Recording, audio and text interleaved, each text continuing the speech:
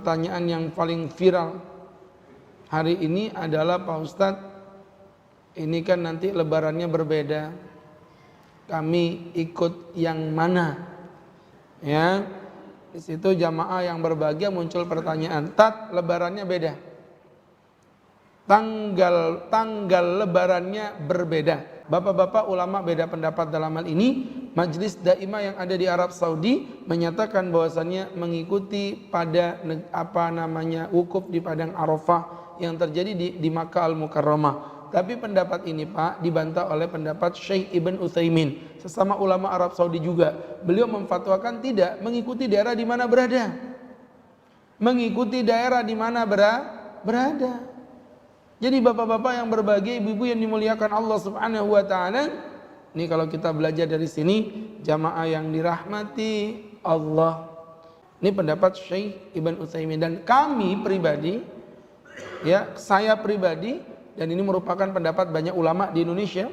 Ustadz Abdul Somad pun memfatwakan hal yang sama.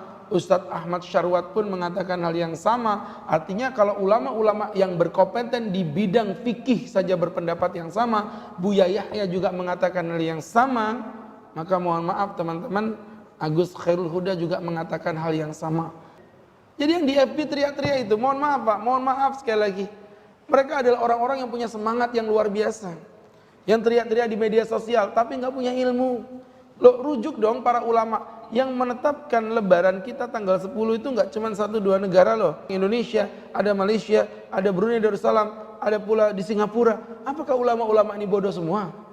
Ya, jadi ini yang difatwakan pula oleh Syekh Ibn Utsaimin. Jadi bukan statementnya Agus Khairul Huda yang bodoh ini, bukan, tapi ulama-ulama yang masyhur. Mereka memfatwakan mengikuti daerah di mana engkau berada. Perhatikan, jamaah yang berbahagia. Saya tahu di benak Bapak pasti ada beberapa pertanyaan. Pak Ustadz, mohon maaf kalau ngikuti negara di mana kita berada. Punten-punten Pak Ustadz, berarti kita itu melakukan puasa Arafah di hari yang di Saudi sudah lebaran. Tidak ada wukuf di padang Arafah. Harusnya namanya puasa Arafah itu jatuhnya di hari Arafah. Sekarang pertanyaannya bagus, saya balik.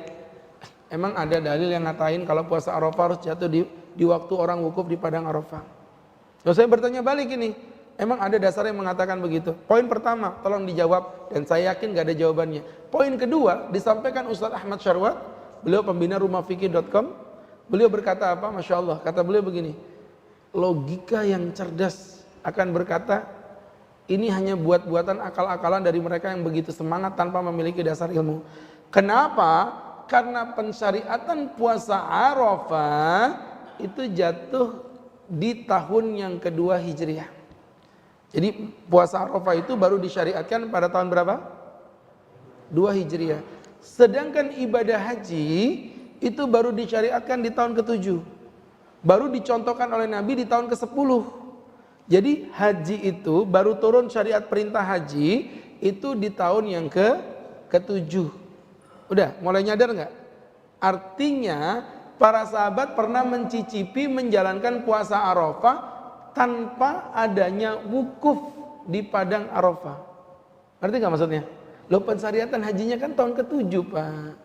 Puasa Arafahnya kan tahun ke-2 Bu. Jadi masuk akal nggak coba? Artinya di situ para sahabat sudah melakukan puasa Arafah di saat wukuf di Arafahnya belum ada. Mungkin orang menjawab, Tat, haji kan udah sejak sebelum Nabi sudah ada. Iya, tapi hajinya bukan di bulan Dzulhijjah. Paham?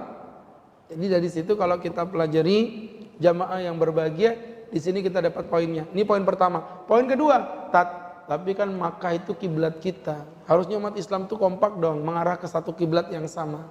Oke, maka memang kiblat kita setuju, kita mencintai Makkah Al-Mukarramah kita setuju, tapi mohon maaf, dalilnya nggak begitu, Besti. Ya, dalilnya nggak begitu. Hadis riwayat Quraib.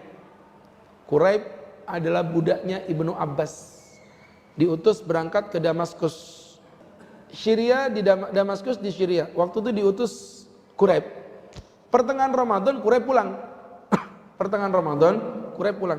Ketika Quraib pulang ditanya sama Ibnu Abbas, "Kamu melihat bulan di Damaskus di Syria itu jatuh malam apa?"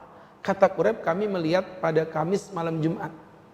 Ibnu Abbas memastikan lagi, apakah itu ditetapkan Muawiyah? Kenapa nyebut nama Muawiyah? Karena Muawiyah rajanya di situ. Apakah ditetapkan Muawiyah? Kami melihat dan Muawiyah melihat dan kami pun bersaksi di atas itu. Jadi kami menjalankan puasa Kamis malam Jumat. Kata Ibnu Abbas, lakinna ra'ayna lailatas sabti, tapi kami melihat itu di malam Sabtu. Kami di Arab Saudi, di Madinah, melihatnya di malam Sabtu. Padahal di Damaskus tadi malam Jumat. Oke. Kemudian si Quraib berkata, "Hei, afala taktafi bi ru'yati Muawiyah? Tidakkah cukup kita berpegang apa yang dipegang oleh Muawiyah?" Artinya kan nyata Muawiyah udah ngelihat duluan, Madinah ngelihatnya terlambat, berarti Madinah salah dong, harusnya ikutin Muawiyah dong. Iya, gitu ya. Apa kata Ibnu Abbas? La, tidak. Hakada amarana Nabi SAW, begitulah Nabi memerintahkan kepada kami. Pak, kok ngomong Indonesia ke Arab Saudi harus sama? Lawang Damaskus sama Madinah aja satu jazirah Arab bisa berbeda, dan itu terjadi di zaman salafun as-salih, di zaman Sayyidina Ibnu Abbas radhiyallahu taala anhu. Clear? Jelas Pak ya? Maka berangkat dari situ kalau ditanya Pak Ustadz, kesimpulannya Lebaran kapan? Tanggal 10 hari Minggu. Puasa Arafahnya kapan? Tanggal 9 hari Sabtu. Pak Ustadz, apa? Boleh nggak saya puasa tanggal 8? Ya hitung-hitung jaga-jaga gitu, siapa tahu Arafah. Jawabannya apa? Boleh. Setidaknya itu menjadi puasa Dzulhijjah. Kalau Bapak puasa Dzulhijjah dari tanggal 1 juga boleh. Ya, tanggal 1 sampai tanggal 9 itu disunahkan puasa semua. Jadi kalau Bapak ingin puasa tanggal 8 hari Jumat disambung tanggal 9, monggo. Silakan, tidak mengapa. Lebaran tanggal 10 enggak masalah. Ustaz, tapi ada juga yang berkeyakinan tetap tanggal 9. Kami menghargai. Yang penting jangan lebaran hari Senin, karena nggak ada ulama yang bilang begitu.